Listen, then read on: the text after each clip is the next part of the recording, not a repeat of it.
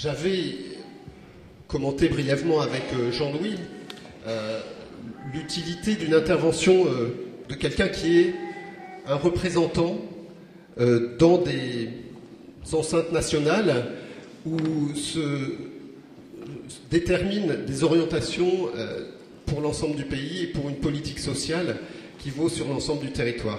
Avec l'idée qu'on a beaucoup de travaux cette année avec le rapport Pifto, avec les commissions auxquelles participe notamment François, de façon avec une présence dans les institutions et dans les organisations de coordination et d'orientation de la politique et de la gestion du handicap, qui sont très importantes.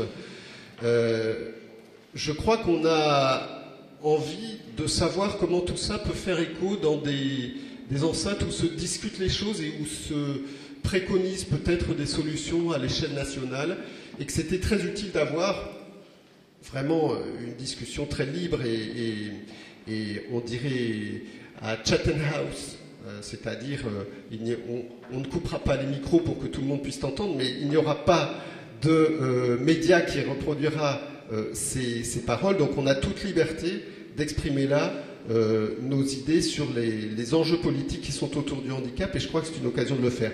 Jean-Louis a écouté donc cet après-midi différentes interventions, il a pu se faire une idée de ce qu'était le syndrome. Le handicap, d'une façon plus générale, touche en fait un quart de la population française, c'est quand même une énorme clientèle politique, on pourrait dire, donc il y a quand même un enjeu qui est aussi d'ordre de la représentation démographique qui se joue ici. On sait que les pays scandinaves sont les grands démonstrateurs de ce qu'il faudrait faire dans la politique du handicap, et ils sont souvent cités comme des exemples, comme des modèles en quelque sorte qu'on pourrait appliquer. Et on avait eu il y a quelques années d'ailleurs une Finlandaise qui était venue faire une présentation danoise, une Scandinave en tout cas, qui était venue présenter un travail tout à fait intéressant sur les établissements d'accueil. Et il faut dire que le CERMES est un petit peu dans la même veine de type de propositions que nous avons fait par la suite. Alors, les pays latins, en l'occurrence l'Espagne voisine et l'Italie aussi, sont des pays où on a été très loin dans les dispositifs de gestion du handicap, et la politique d'inclusion, qui est maintenant celle qui est le référent de la politique française pour la gestion du handicap, eh bien, c'est devenu le maître mot des politiques de ces pays-là. Alors que nous en serions, si je peux être un peu simpliste, ou simplifier en tout cas une donnée compliquée, nous en serions, nous, au stade de l'intégration, c'est-à-dire d'une politique dans laquelle les handicapés ne sont pas intégrés dans le tissu d'une façon diffuse, comme c'est le cas dans les politiques d'inclusion nationale. Voilà, je livre en vrac quelques points de référence pour une discussion ou une interrogation à Jean-Louis, très, très simple, celle-là en revanche, qui est finalement de cette journée et d'avoir écouté ce qui se faisait, ce qui se proposait, ce qui s'imaginait comme solution. Est-ce que ça inspire un représentant de l'héros, un représentant du peuple, un représentant de la population française touchée par le handicap? Tout d'abord, merci à Prader Willy France et à Jean-Baptiste en particulier, puisque nous nous connaissons, de m'avoir invité à cette journée. Au début, je dois dire que j'ai vécu cette invitation avec un peu d'appréhension, parce que j'ai dit, mais j'y connais rien. Qu'est-ce que je peux apporter à une journée comme ça? Et puis quand j'ai vu le programme que Jean-Baptiste m'a expliqué, qu'il s'agissait de vivre ensemble la différence, donc il ne s'agissait pas d'un congrès de spécialistes, de chercheurs en santé, mais plutôt d'une approche médico-sociale et aussi d'une approche citoyenne. Évidemment, là au contraire, ça m'a beaucoup intéressé, et au-delà de ce que j'ai écouté, j'ai été évidemment voir ce que vous faisiez. J'ai appris que vous avez participé à l'élaboration du rapport Pifto aussi, donc qui sert de base, vous le savez, à la réflexion actuelle au niveau national. sur la question du handicap. Donc je vais quand même me présenter un petit peu pour dire en quoi et comment moi j'aborde ces questions-là. Je dois vous dire d'abord qu'avec Jean-Baptiste, on avait imaginé, on a invité Ségolène Neuville, donc, qui est la ministre déléguée en charge du handicap et qui est pas très loin d'ici puisqu'elle était députée de Perpignan, à venir, mais elle ne pouvait pas être là. Et donc, puisqu'elle ne pouvait pas, c'est pour ça que finalement, vous n'avez que moi. En même temps, je ne représente pas le gouvernement, je ne représente pas Ségolène Neuville. Moi, je suis député d'un groupe qui fait partie de la majorité, mais qui est minoritaire, qui est un groupe écologiste. Et donc, mon approche des questions de santé était aussi une approche minoritaire.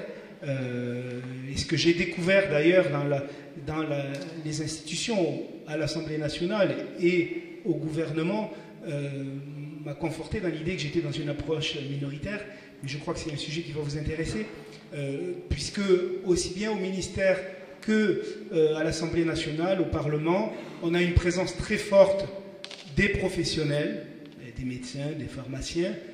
Les députés ou les sénateurs qui s'occupent de ces questions de santé sont souvent eux-mêmes des professionnels, et nous sommes assez peu nombreux, ceux qui, comme moi, ne sont pas des professionnels de santé, sont simplement des citoyens qui s'intéressent à ces questions-là avec une approche qui est différente, qui rejoint peut-être davantage la vôtre, celle de familles confrontées aux questions de santé ou aux questions du handicap. J'ai constaté cette présence très forte des professionnels de façon assez... des corporations professionnelles, je dirais, au sein du Parlement et aussi autour du ministère de la Santé, et donc une difficulté à faire entrer d'autres approches, même si les choses sont en train d'évoluer. Mais je voulais vous faire part de cette expérience parce que je l'ai vécu moi-même, une présence très forte aussi des lobbies de la santé. Je pense évidemment aux lobbies, aux fédérations hospitalières, aux industriels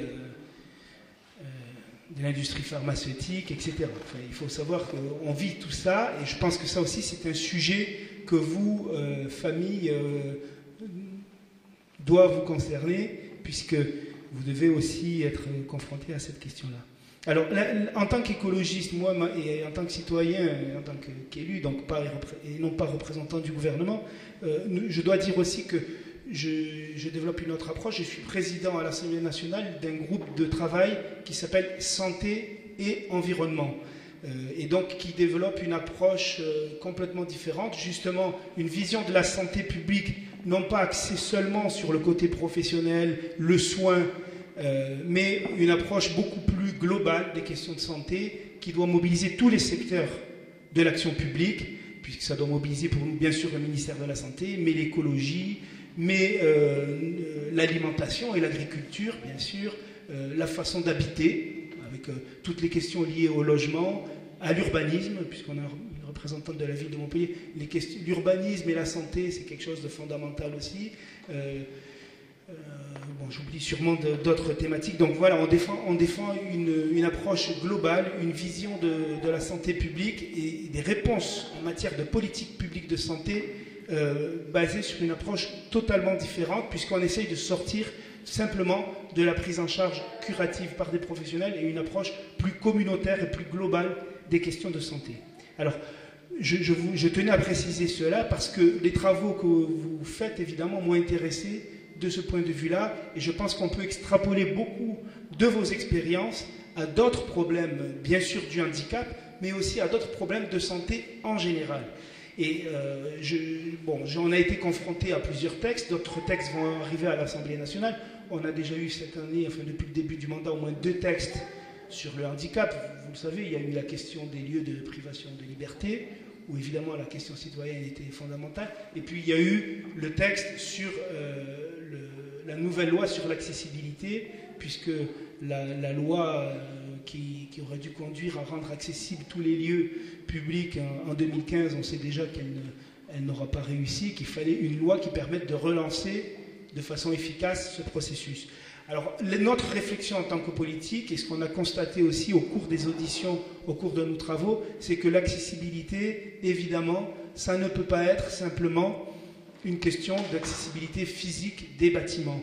Moi, je reçois dans ma permanence beaucoup de parents, de familles confrontés à la question du handicap. Et l'accessibilité, ce n'est pas qu'un problème physique, c'est aussi un accès aux services. Alors, d'abord, un accès aux aides auxquelles ont droit les personnes handicapées, les enfants ou les adultes. Ça, bien sûr, c'est des services spécifiques qui leur sont promis, mais auxquels ils n'ont pas toujours accès parce qu'il y a des difficultés administratives énormes qu'on rencontre, mais aussi un accès aux services auxquels ont droit tous les citoyens. Et là, on se rend compte que le handicap est aussi une barrière pour accès à tous ces services qui paraissent évidents.